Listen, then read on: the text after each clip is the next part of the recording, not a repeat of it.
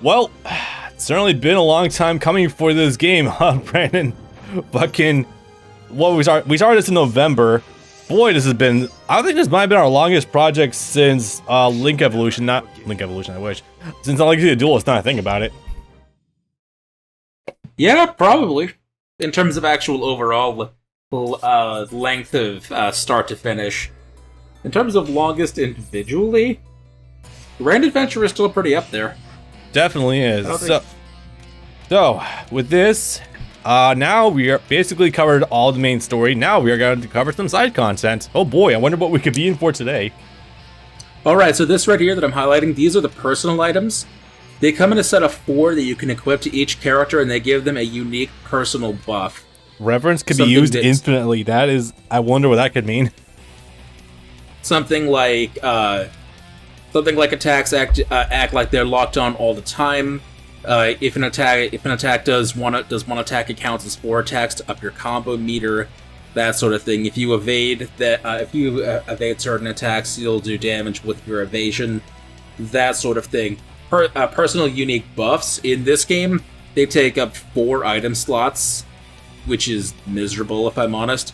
By Utage, they actually had them streamlined, so they only take up 1 slot if you want to use the character's personal buff instead of 4, and thank God for it. I gotta say, I'm glad up front that the customization for this game goes beyond simple number buffs, so that is immediately kind of nice. I'm kind of numb to some past Dragon Ball Z games at this point, where the most you can get is just some stat differences, and that's it. There's a lot you can do with the items in this game. I just haven't been using them for posterity's sake. You'll get to see another set of unique circumstances soon, though. Don't you worry. All right. So, what exactly you mentioned it in passing before? Just want to clarify. What exactly was Mitsunari's unique item set again? His unique buff is that one of his moves that acts like a transformation becomes permanent until you willingly take it off. Normally, if you get hit or if you let it lapse, one of his moves will return him to his normal state. You're going to see that in full effect in something I think is personally pretty hilarious. Oh wait, oh fuck, that is in this game. Are you talking about that thing where it basically goes into a blood rage and his moveset changes?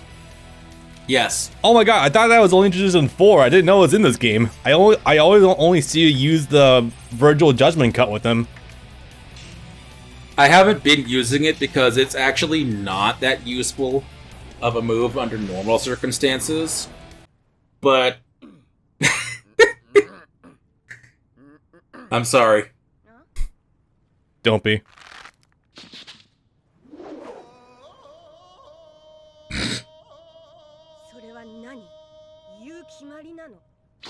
I love it. I wonder what this could be a sub for.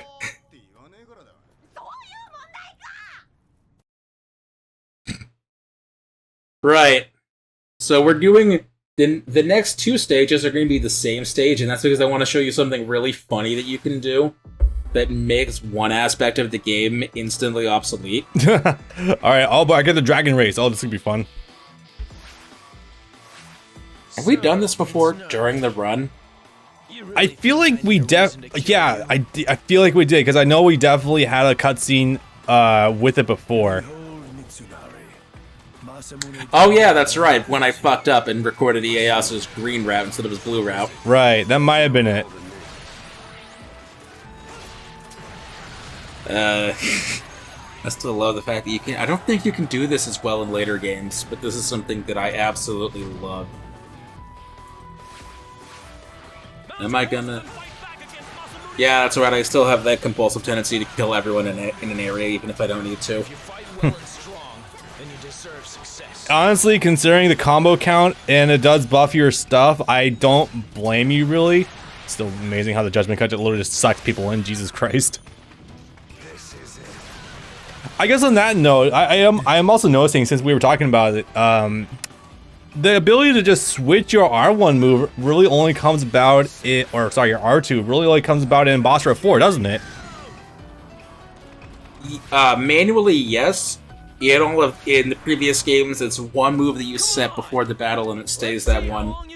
From 4 onwards, you can swap them manually in the middle of a stage. I would like to give you the perspective. That is basically what it's like going from Devil May Cry 3 to 4. But, oh my god, this is going to go where I think it's going. Stop. It totally is. I do have some time to kill. Your name is Masamune. Stand aside. It'll take a second, but with what the hell was it called? Whatever the move was called, Reverence or something. Yeah. Literally, you can outrun Masamune on a horse. So the obvious joke here is, here is colored footage of Mitsunari ninja running into Area 51. Yeah. The joke writes itself. Also, it's his fucking gold. You gotta round some corners a little bit, but I'm gonna beat him in these races. Yeah, you're doing an oddly great job of keeping up with... There it is. I'm ahead of him now. I guess the better question now is there rubber banding attached to these? There is rubber banding. Holy fuck. No, this isn't happening. You damage him while it's on there? Maybe. No, he hasn't damaged me. But he's just so shocked that he's losing. Yeah, I can. Okay, so the best seed here is clearly Mitsunari himself. Second to actual exhaust pipe horse. Got it. I was only asking if you get hurt Masamune because of the fact that you have a hitbox attached to you that can detonate things. You can't. You can hit him. I don't know if you can actually do enough damage to beat him in the time allotted during the race, but you can definitely hit him. Put your guns on. I once thought to gouge out my own eye, but I know for a fact, however, you can kill Kojiro during the course of the race back. I made a vow. For my sins, I would protect him. So that is going to have to divert into an actual fight for a moment before resuming the race. But yeah, like I said, this move makes an aspect of the game completely obsolete. The horses already weren't doing a whole lot, but now you have characters that can just straight up outrun the horses. That's absolutely fucking hilarious. Lord Masamune, please. But in traditional combat, it's still not that useful of a power, so I just switch back to normal. Yeah.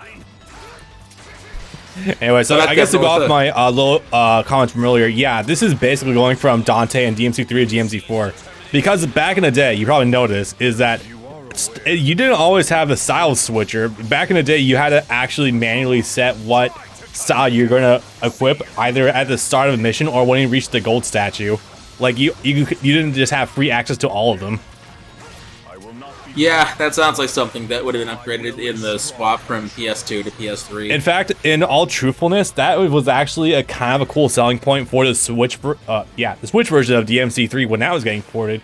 Because it's like, you know that thing Dante can always do later on? We're going to give you that in the game. Why not?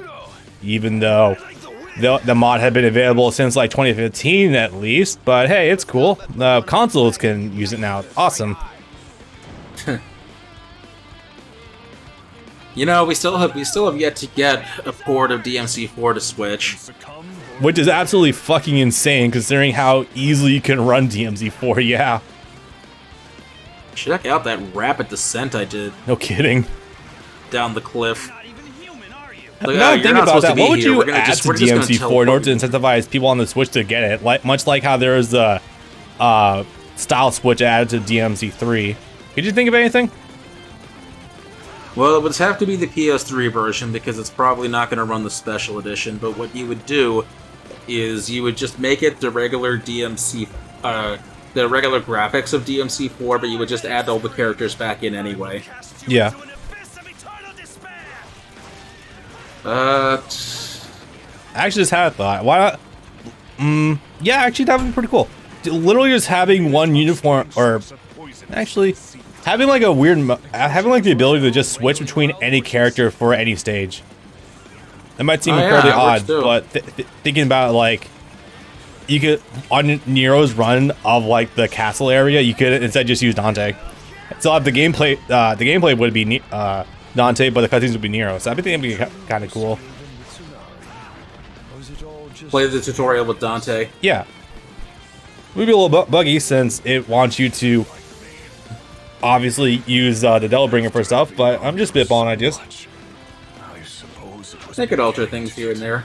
a little tedious. Anyway, so I killed Kojiro during the race back. Sweet. What that normally becomes, because in most cases you're not actually going to be able to kill them on the run back, is that it turns into a fight against both of them at once in the end of the stage. But you know, I solved that problem. Yep. I cheated. You think you can beat me? I also like to think we killed his horse as well, because that thing went flying. I guess Yeah. you better try and take your best shot now. Because if you don't, So you know what's funny? One of the things I never actually noticed until Boss River 4 was that Masamune actually has the lightning bolts on his arm plates. He also has a lightning bolt on his eye patch. If you the wire going from the eye patch to the right side of his face. waited in the heart of this raging blizzard, waiting for another chance to fight you. Oh, yeah, I only that's just also noticed that because- putting a cutscene, honestly. Who are you exactly? Right, that's because my family didn't end up getting an HD TV until after I had already beaten this game. I played this game on a PS3 in 2012 in S-Video. I played and beat Final Fantasy 13 on a standard definition TV as well. I am familiar So with did this I. feeling. Yes, but I did it on the 360, which has even smaller unreadable text. Wait, this game's on a 360? Rain poured down. No, 13. Oh, yeah, right. Ugh. I beat. I will not retreat because I have a promise to keep. Yeah, 13 was not fun to play on the 360, not the least of which being the resolution on top of playing on a CRT. I heard this old thing where apparently there was some weird arbitrary integer differences between PS3 and 360, so I actually made the 360 version slightly harder. Made you proud. I've never heard confirmation on this, but I heard that like way back in the day. I don't know about that necessarily. What I know for a fact is that I'm pretty sure the 360 version actually runs in 480p, where the PS3 version runs in 720p. Wait, Final Fantasy 13 runs at 40p on 360? I mean, you have to make compromises somewhere. The game is 40 gigabytes, and they had to reduce it to 8 gigabytes per disc. The game is 3 discs. So Oh I my mean, god, that's- you're not wrong. Holy shit. That's just Dual-layered- crazy perspective. Dual layer DVDs cap out at 8 gigabytes. So between 3 discs, it can only be a maximum of 24 gigabytes. Versus the dual layer PS3 is 1 disc and 40 gigabytes. Oh, Jesus. Man, that's rough. I always forget that. How bad HD DVDs were. It's not even HD DVDs. HD DVDs have a capacity of 20 gigabytes. The 360 games are just regular ass dual layer DVDs, same as a Wii game, same as a PS2 game. God damn, that's bad. Ugh. Alright, where are we going? Yeah, that's why- okay. Nothing but misery. That's why HD DVD sort of took off, because if it was just the format of 360 discs, it might have had a chance. HD DVD was a $200 add-on you had to get in addition to 360.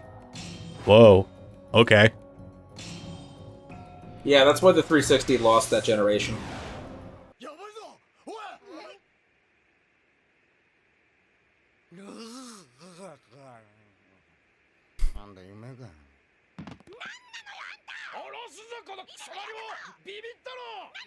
Base for the infatuation with Zoro clips that day.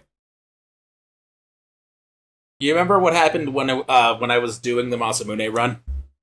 Yeah. I was editing in various clips of Kazuya Nakai because his Japanese Oh, right. voice actor- That would do it, Bob. Whoa. I don't think I've seen his alt for Yoshitsugu yet. Stop fooling around. You need to take Yeah, this is what a Japanese mummy looks like. Very different from Egyptian mummies.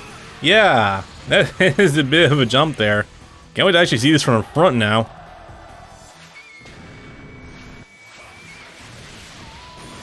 Yeah, it's gonna be interesting when you get a look at the victory cutscene.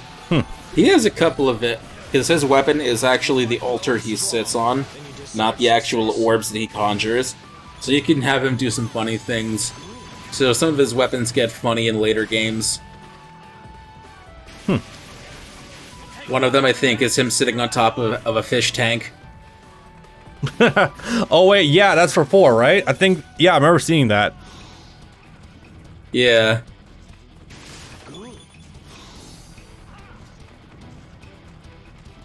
See you later, horsey. Oh, I see what you're doing.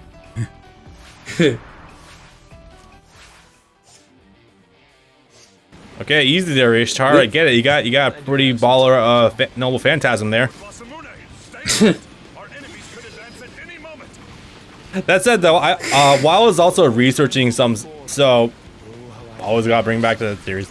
While researching some stuff for Devil May Cry, I was reminded of the fact that Yukimura does wield essentially dual Sparta, unleashed Spartas, and I think Devil King. So at some point, and you're probably gonna remind me to do this, is I'm gonna have to actually fire that game up in order to look at it and see what it's like. Do you want an HD collection ISO, or do you want the actual PS2 ISO? Because it's actually Bossor 2. Oh, Bossor 2. I guess I'll go with the HD. Yeah, I may as well go with the HD collections. That way our PCS3 can actually do some good stuff in the game. Might as well. Yeah. Yeah. Actually, I've never actually... No, scratch that. I'll do the PS2 version because I don't think we're going to sit through the whole game in order to unlock that stuff. So I'll probably just use the cheat code on the PS2 emulator. Alright. The Bossor 2 games are still really fun. In their own right, I think they hold up way better than any of the actual Muso games on PS2. Oh, no, definitely. Muso games, I don't think actually really become playable until, you know, like we discussed, Dynasty Warriors Gundam 2. Yeah. Yeah, that's kind of... Which is funny, because people have so much of a reverence for the PS2 era of games. It's not until the PS3 era where they say the game started getting bad, and I'm like, what the fuck are you talking about? Yeah, especially if you don't want your thumb to fall off from mashing the square button so much. Jesus Christ. 6 is an anomaly, but 7 and 8 are great games. Absolutely. No, yeah, I still haven't bought 9 Empires. I'm probably not going to until that game goes on sale either, because it retains 9's gameplay. I was gonna say, that did happen, didn't it? I completely forgot. 9 Empires released in the end of January or the beginning of February. It got a demo, if you want to try it. The character creation is based off of Neo's character creation, but it's not as good. And Neo? The options are... That's a leap. Huh. Yeah, you can do things with color and hair and whatnot, but as far as costume goes, at least based on the demo, the options they give you in the demo are kind of garbage. Which is a shame, because in the demos for 7 and 8 Empires, they give you a shit ton of options. If you're just looking to play with the creative suite, you can honestly do function just off of what's in the demos of the previous games, but this one gives you nothing. Ouch. Then, you know, again, they also limit your weapon capacity as well. In the demos of the previous games, you could select from every weapon in the game. In this one, they only give you like 4 weapon options, which is kind of bullshit. Oof, yeah. Whee! That is nuts to look at. Holy shit. Don't be reckless. Most battles are decided in a matter of seconds. Ah, no. My steed, Fucking no. Horses. I'll catch up to you, Kojiro. And I probably wouldn't have if he didn't take that stupid detour. Yeah. There we go. Oh yeah, the horse does just kind of go kablooey as well. Oof. After having gone through so much, Horse kind of explodes into nothing. it was beginning to get a little tedious. And so now we just spend the rest of our way back in comfort. We'll trample over every last one of them. Well, it's good to know that there are some funky subs you can do in this game. I'll be honest, while doing these recordings recently, I've been having the idea of just firing up. So I borrowed your copy of the game before, but I never made too much progress because early college days I had so many games to tackle all at once. If I have some days Yeah. to stream this game on emulator, I might actually just do that to fuck around and see what I could do with it. Samurai Heroes or Utage? Samurai Heroes, specifically. I know it's a bit of a dry run, but still. Thanks for the speed boost, guys. Right. So, right. So you can actually read it. Read the menus. That is so I can actually what the experience this items game for do. myself, since we only recorded like the most important character stories. It's really funny going back and watching and again, this is a stretch back in time, classic game room reviews of these games, and seeing Mark and TJ, and both of them independently of each other, like a year in between their reviews, both playing the game mostly as Psycho. Is it because of the tits? It's probably because of the tits, huh? Or is it because of the guns? Probably the tits. Probably somewhere between the two, yeah. You wouldn't stand a chance. All right. Those who wish to die first. I mean, whatever it takes Mark's to get words someone with to play the game, man. Sometimes I won't fault them too much. Mark's words were something akin to most games would do a lot better if they had hot chicks wearing captain's outfits from the Navy. It's an outrageous lie. Base. Yeah, I can agree with that. Man, I miss Mark's stuff. He doesn't. I'm glad he's only finding thing his he- career in being a comic book artist, but still. Yeah, that's the sad thing is, I went back and looked at his channel a week or two back, and it's like there's like one video a month, and it's a podcast now. Everything else in the last like 4 or 5 years is just comic book reviews. And then a side channel with Derek is just completely gone at this point. Oh my god, you can see his mouth moving underneath the gauze. Yeah, that channel was abandoned in like 2016. Yeah. When they realized, oh wait, YouTube's changing. We're not going to be able to support two channels and a warehouse, because for the last several years they weren't operating out of an office, they were operating out of a warehouse. Yeah, we're able to afford one, yeah.